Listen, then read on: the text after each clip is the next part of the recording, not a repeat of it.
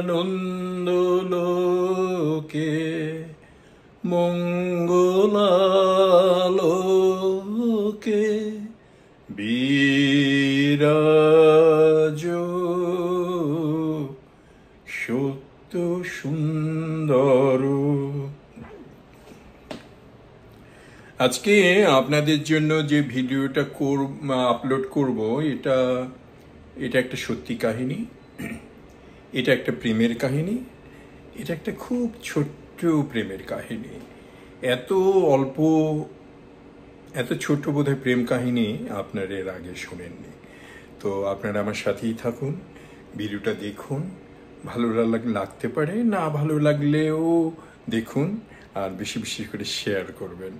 এমন সুন্দর একটা প্রেমময় প্রেম কাহিনী আপনারা আগে শুনেছেন বলে আমার মনে হয় না।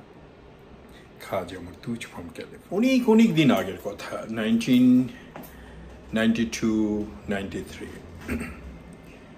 তো একটা ছেলে বাংলাদেশ থেকে এসেছে সান্তা মনিকা কলেজের ইন্টারন্যাশনাল স্টুডেন্ট। তো প্রথম দিকেই শুরু হয়ে গেল খেলা। ইংলিশ ওরিয়েন্টেশন দিতে যেয়ে বা ইংলিশ ক্লাস করতে যেয়ে মনে হলো যে তার ইএসএল করার দরকার। তো ইএসএল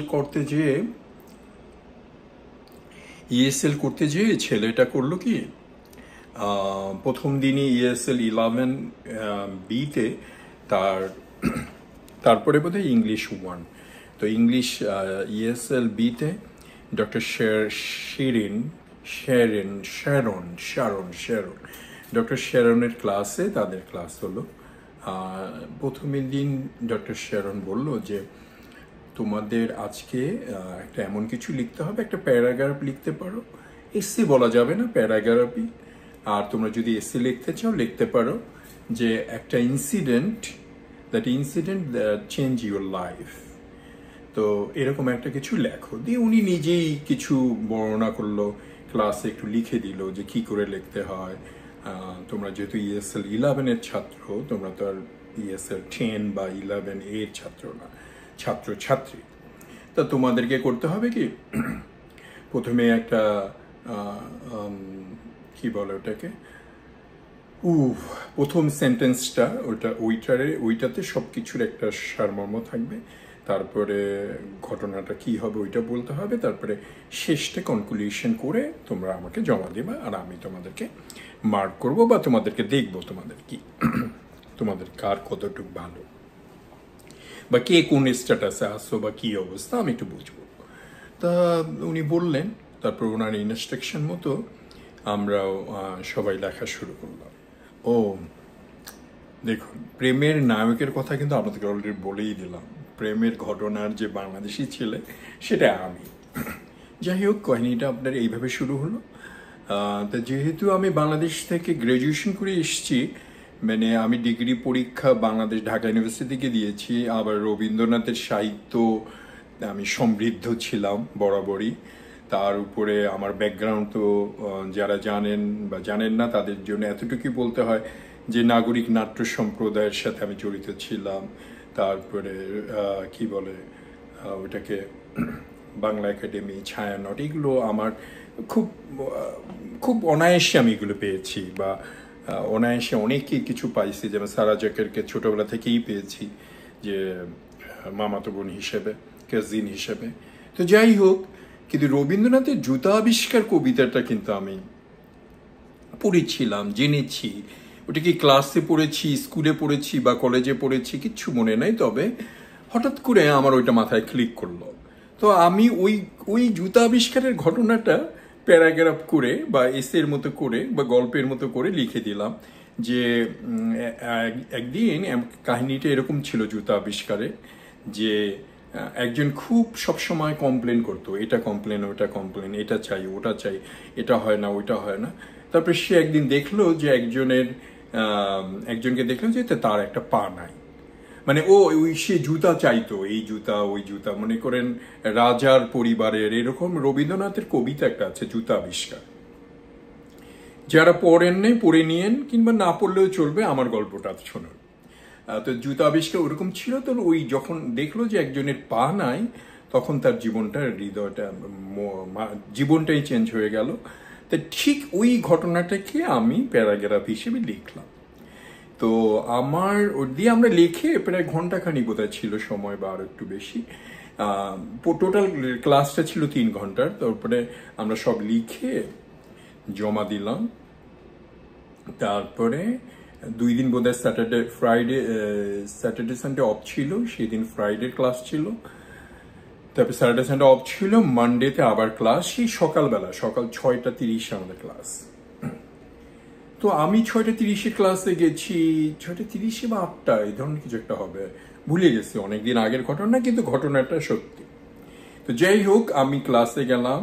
আমার তথাকথিতভাবে তখনও গাড়ি ছিল, সান্তা মনিকাতে পার্ক করা খুবই ঝামেলা, তবু পার্ক করে ক্লাসে আসতে একটু দেরি হলো। কিন্তু ক্লাসে ঢুকতেই টিচার কিন্তু আমাদের সবসময় গেট বন্ধ করে দেয়, কিন্তু আমার জন্য একটু খোলা রাখছে, একটু সময় 10-15 মিনিট আমি একটু দৌড়ে আসছি, মানে গাড়ি পার্ক করে। তো দেরি করে আসার পরেও ভদ্রমহিলা আমাকে ঢুকতে দিল। তিনি বলল যে তোমাকে কিন্তু আজকেই বলে দিচ্ছি যে আজকে তোমার জন্য একটু এক্সকিউজ করলাম, কিন্তু এরপরে দেরি করে আসলে ক্লাস খুলে দেওয়া হবে না। ক্লাসে আজকে তোমার জন্য, শুধু তোমাকে অনার করার জন্য আমি আমি আজকে তোমাকে ঢুকতে দিলাম, এরপরে দেরি করে আসবে না। আমাকে ওকে থ্যাংক ইউ। তা আমাকে বসতে দিল, আমিও যে একদম শেষের দিকে যা বসলাম। তো ডক্টর শ্যারন শুরু করলো, বলে আজকে তোমাদেরকে, ইংলিশেই বলছে, যে আজকে তোমাদেরকে যে জিনিসটা শোনাবো আমাকে এটা খুব টাচ করেছে, তো এটা তোমাদেরকে আজকে পড়ে শোনাবো।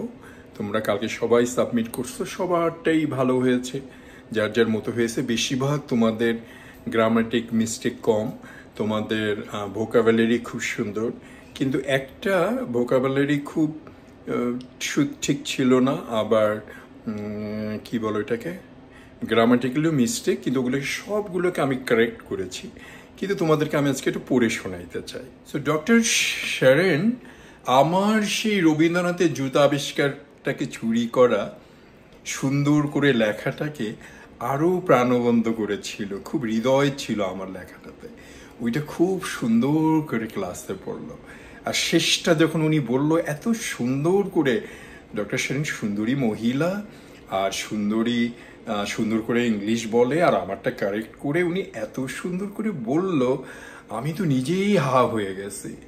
আর ক্লাস সহ জাপানিজ, বেশিরভাগ ছেলেমেয়েরা ছিল জাপানিজ, আমি ছিলাম, আর 1-2 চাইনিজ বা এই ধরনের কিছু হতে পারে, ইন্ডিয়ান, বাংলাদেশ, পাকিস্তানিদের মধ্যে আমি এক, থ্যাঙ্কস গড।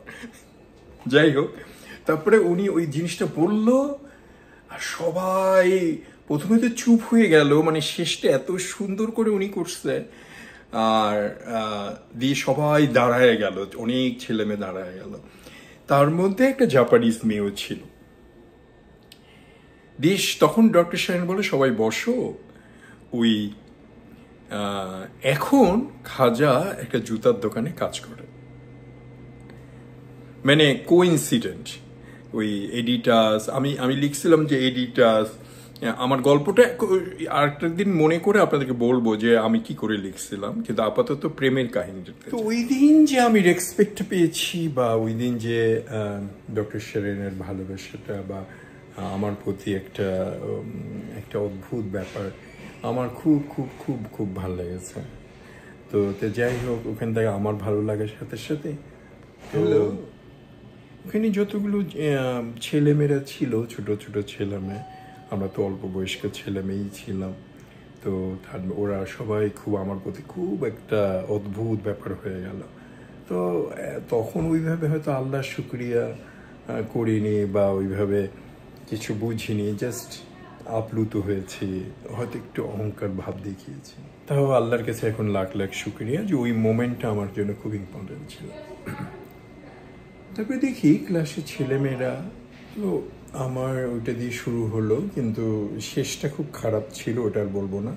কিন্তু ওই ক্লাসের ছেলেমেয়েগুলো অনেকেই আমার বন্ধু হয়ে গেল। কেউ আমার সাথে কম্পিউটার রুমে যেতে চায়, কেউ আমার সাথে লাইব্রেরিতে যেতে চায়, আমিও বেশ সময় দিই। তখন আবার যদি জুতার দোকানে কাজ না থাকতো, তাহলে স্কুলে বেশিক্ষণ থাকতাম। হোমওয়ার্ক করতাম। তো বেশ ভালোই চলতেছিল, যথেষ্ট এগিয়ে গেলাম। এই করে করে তার মধ্যে একটা মেয়ে, জাপানিজ মেয়ে দেখি হু অ হু এরকম করে, আর আমার মিট মিট করে তাকায়, এরকম করে তাকায় থাকে। মানে ক্লাসের মধ্যে আমি মোটামুটি পিছনেই বসতাম, কেন জানি, আমি জানি না। আর ওই জাপানিজ মেয়েটা প্রথম দিকে বসতো, এমন করে অ্যাঙ্গেল করে আমার দিকে তাকায় থাকতো। তো ওই জাপানিজ মেয়েটা আমার দিকে পিট পিট করে তাকিয়ে থাকতো, আবার একদম একদম কিছু কিছু অনেক সময় একটু ইয়ে লাগতো, এম্বারেসিং ছিল, লজ্জাস্কর লাগতো, একদম এইভাবে করে তাকায় থাকতো। তো একদিন বলে যে আমাকে, আমারও ভাঙাচুরে ইংলিশ, বাংলিশ মার্কা ইংলিশ, ওদেরও জাপানিজ মার্কা জাপানিক্স, হোয়াটএভার ইট ইজ। কিন্তু তারপরে সে আমাকে বললো কি যে একটা ক্রিসমাস পার্টির দাওয়াত আছে, তুমি কি আমার সাথে যাবে? ওই মেয়েটা বেসিক্যালি মেইনলি ছিল ইউসিএল এর ছাত্রী, কিন্তু ইউসিএল এর এক্সটেনশন, ইংলিশ এক্সটেনশন তখন বন্ধ ছিল। তো ওই জন্যই ওকে এই সামারের জন্য, এই ক্লাসের জন্য, ইএসএল এর বেসিক যেটা নেওয়ার জন্য সান্তা মনিকাতে ওকে ইউসিএল এ থেকে পাঠানো হয়েছে। আমি তো অত কাহিনী এগুলো জানি না, ওর পরে জেনেছি বা শুনেছি, বা ওই আমাকে বলেছে। তো ওদের একটা সুবিধা হলো কি, ওরা 2-4 জন জাপানিজ মেয়ে একসাথে থাকতো, আবার ওরা কি করো আমাদের ক্লাসে নিত। জাপানিজ ছেলেও ছিল, ওদের সাথেও যথেষ্ট হৃদ্রতা, বন্ধুত্ব হলো কারো কারোর সাথে। তো তার মধ্যে মিডল ইস্টার্নের একটা জর্ডানের একটা ইয়ে ছিল, মেয়ে ছিল। সেই জর্ডানের মেয়েটা জর্ডানের কিংয়ের মেয়ে, ও ছিল আমাদের সাথে। আবার কলম্বিয়ার একটা মেয়ে ছিল, ওইটাও। তো আমার বরাবরই ছিল যে আমি আমেরিকা আসছি, হোয়াইট মেয়ের সাথে প্রেম করবো, বিয়ে করবো। আবার এদিকে আমি অ্যাক্টিংয়ের ক্লাস নেই, অ্যাক্টিংয়ের ক্লাসে গিজ গিজ গিজ গিজ করে হোয়াইট মেয়েরা বা আফ্রিকান আমেরিকান বা স্প্যানিশও হয়তো ছিল। তো ওদের দিকে আমার নজর, এর দিকে ওরকম করে আমার নজর ছিল। হ্যাভিং সে দ্যাট, কিন্তু ওই মেয়েটার একটা সুবিধা কি, ওদের গাড়ি ছিল না, আর আমার গাড়ি ছিল। ওরা আমাকে বলে যে তোমার জুতার দোকানে যাব, তখন ভ্যানিস বিচে একটা জুতার দোকানে কাজ করি।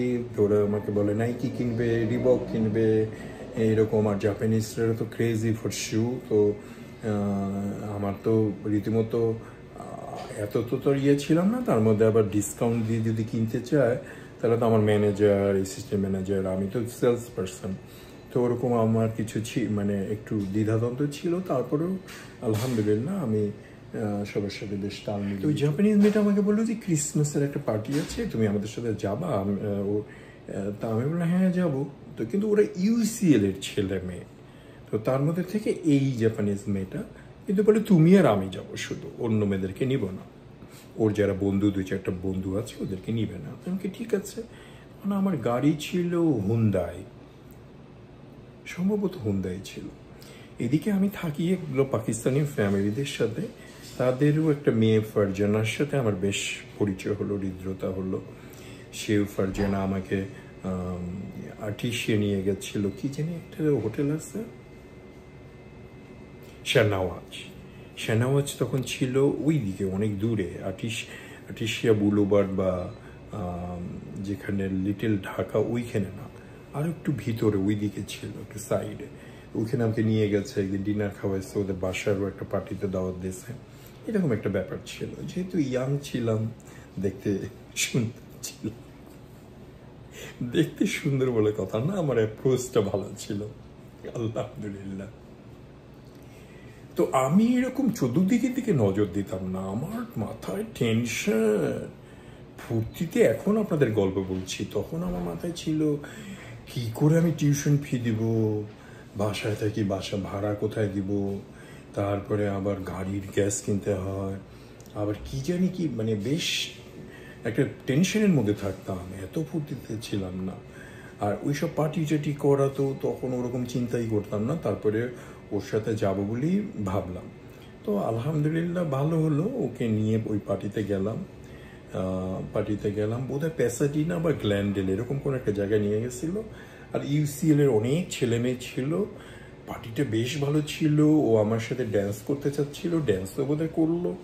ওই জাপানিজ মেয়েটা, গোলগাল একটা চেহারা, চোখটা খুব ছোট ছোট, ফর্সা, কিন্তু আমার বাংলাদেশের তখন সুচিত্রা সেন বা বা কি বলবো, সুন্দরীর মতো ববিতা বা ওই ধরনের হয়তো স্বপ্ন, ওরকম তো আমি ওরকম স্বপ্ন দেখতামও না। একটু বয়স হয়ে গেলেও আমার সময়টা ওর দিকে ওইভাবে ধ্যান না দিয়ে আমার বন্ধুত্ব সুলভ একটা ব্যবহার ছিল শুরুতে আমার।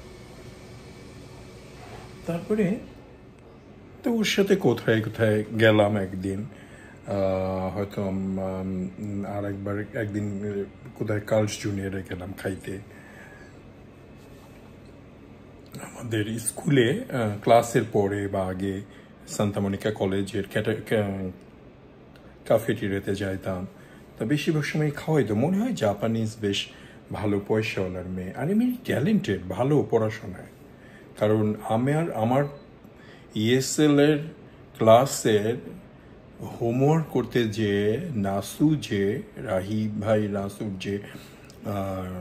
নাসুর বড় মেয়ে প্রিয়ানা আমাকে অনেক সময় হেল্প করতো সান্তা মনিকা কলেজে যখন আমি ইএসএল পড়তাম। অনেক অনেক হোমওয়ার্ক এভাবেই কেটে গেল, আর বেশ সময় চলে গেল।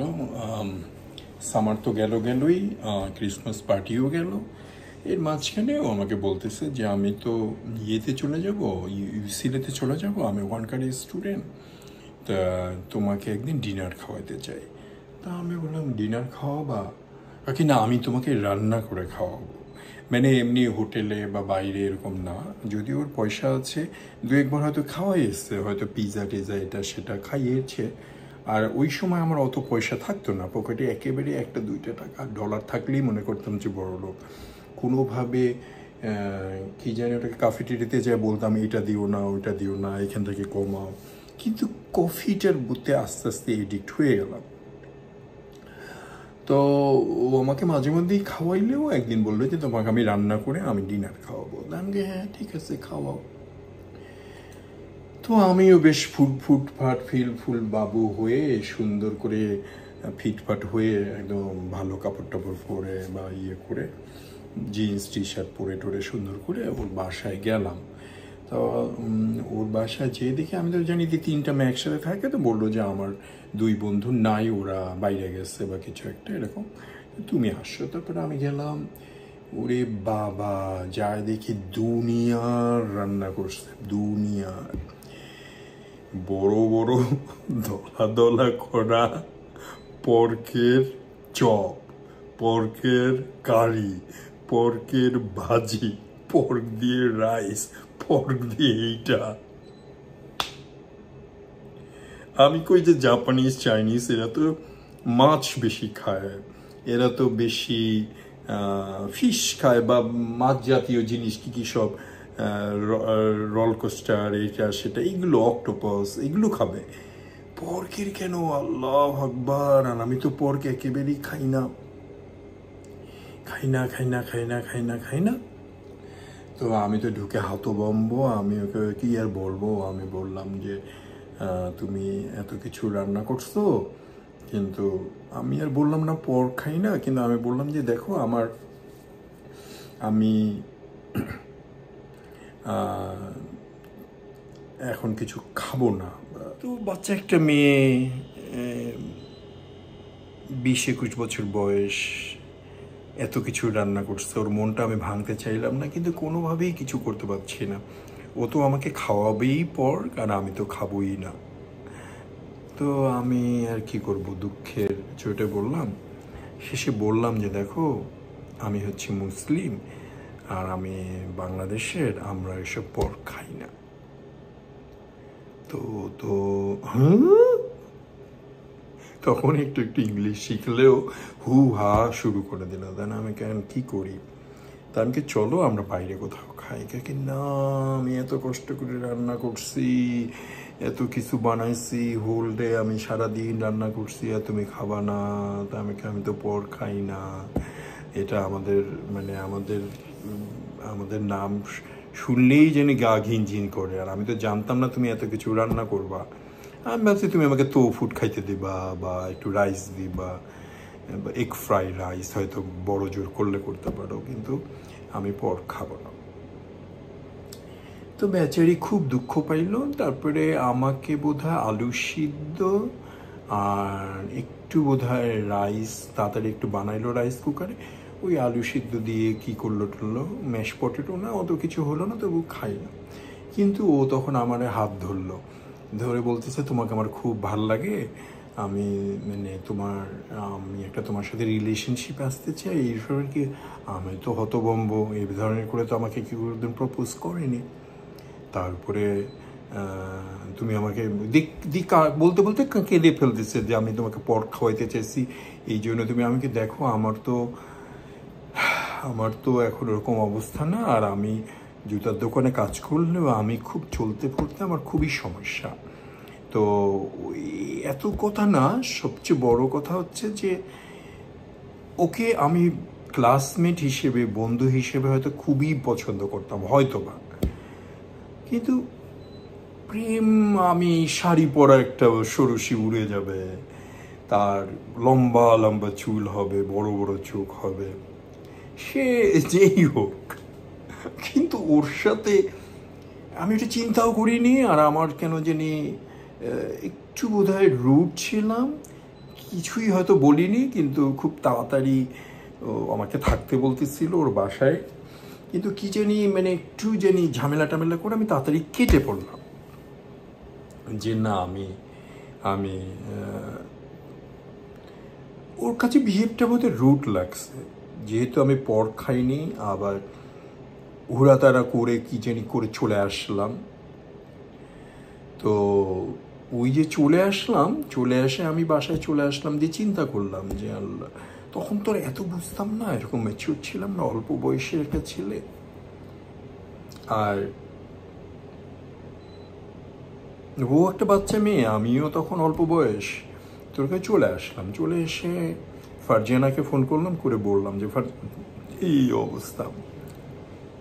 পরে যখন আমি ক্লাসে গেলাম, পরে যেদিনই ক্লাস ছিল, আমাদের মোটামুটি 5 দিনই ক্লাস ছিল, তো আমি পরের দিন যখন ক্লাসে গেলাম, গিয়ে দেখি ও আর ক্লাসে নাই।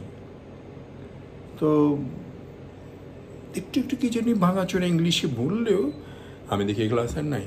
পরে দ্বিতীয় দিন দেখি নাই, তৃতীয় দিন দেখি নাই। তো আমার মনটা খারাপই হয়ে গেল যে আল্লাহ, ওকে আমি কি এমন বললাম, কি রুট ব্যবহার করলাম। পরে আমি খাই না, এটা তো আপনারা বুঝবেন, ও তো আর বোঝে না। আল্লাহর অশেষ কৃপা, ওর সাথে প্রেম করে তো আমি পর খেতে পারি না, কিন্তু প্রেম তো আমি করিও না, তাই না? শেষে হলো কি, ক্লাস 1 দিন 2 দিন 3 দিন 1 সপ্তাহ 2 সপ্তাহ ওকে খুঁজে পাই না। তো পরে আমি জাপানিজ অন্য ছেলে মেয়েদেরকে জিজ্ঞাসা করলাম যে অন্য ক্লাসমেটগুলো দেখি আমার সাথে একটু এরকম ব্যবহার, মানে কেমন যেন একটু দূরত্ব। ESL 11 বোধহয় শেষ হয়েই গেল, তারপরে ওদেরকে জিজ্ঞাসা করে উঠে কোনো সময় পাইলাম না। কিন্তু যেহেতু UCL এর ছাত্রী, সেহেতু 1 দিন 2 দিন পরে আমার আবার খারাপ লাগা শুরু হয়ে গেল। আসলে আমি জানি না কি জন্য, একটা ওকে দেখে অভ্যস্ত হয়ে গেছিলাম। আমরা ক্যাফেটেরিয়াতে একসাথে যাই, লাইব্রেরিতে একসাথে যাই, কথা বলি, গল্প করি, এখানে বসে থাকি। আমি আবার অ্যাক্টিংয়ের ক্লাস করি, সেগুলো সে দেখে বা জানে। তো সব মিলে আমি দেখি হঠাৎ করে যে মিস করা শুরু করলাম। মানে একটা মানুষের হ্যাবিচুয়েট হয়ে যায় না, মানে রেগুলার বেসিস ক্লাসের মধ্যে ওর সাথেই বোধহয় বেশি সময় কাটাই। হঠাৎ করে দেখি মনটা খারাপ হয়ে গেল, খোঁজা শুরু করি, এখানে দেখি ওখানে দেখি, টুকটাক এদিকে রুয়ে জিগাই, কেউ ঠিক মতো বলতে পারে না। এর মধ্যে একদিন UCL-তেও গেলাম, UCL-এর ইংলিশ এক্সটেনশনেও খুঁজলাম, ওকে আর পেলাম না। মনটা খুব খারাপ হয়ে গেল। তারপরে অনেক দিন পরে, আরও কত সেমিস্টার চলে যাওয়ার পরে, অনেক ঘটনা ঘটার পরে একদিন হঠাৎ করে দেখেছি, UCL-তে দেখিনি, আমাদের এখানেই সান্তা মনিকা আরেকদিন যেন কিসের জন্য আসছে, আমার সাথে দেখা হলো, আমি হাই করে চিৎকার করে উঠে এসেছি, কিন্তু আস্তে করে মুখটা ব্যাকা করে মানে মাথাটা নিচু করে অন্যদিকে চলে গেল। আমি বললাম, আমি আর কিছু বললাম না, মনটা একটু খারাপ হয়ে গেল। কিন্তু আজকে এই বার্ধক্যজনিত বয়সে এসে ওই ছোট্ট প্রেম কাহিনীটা আমার হঠাৎ করে মনে হলো, তাই আপনাদের সাথে শেয়ার করলাম। শুনুন, ভালো লাগলে শেয়ার করবেন, ভালো লাগলে লাইক দিবেন, ভালো লাগলে কমেন্ট করবেন, আর যদি না ভালো লাগে তাহলে কিছু করার নেই, পরের ভিডিওটা আবার দেখবেন। থ্যাংক ইউ, সবাই ভালো থাকুন, সুস্থ থাকুন। খাজা মতুজ ফ্রম ক্যালিফোর্নিয়া।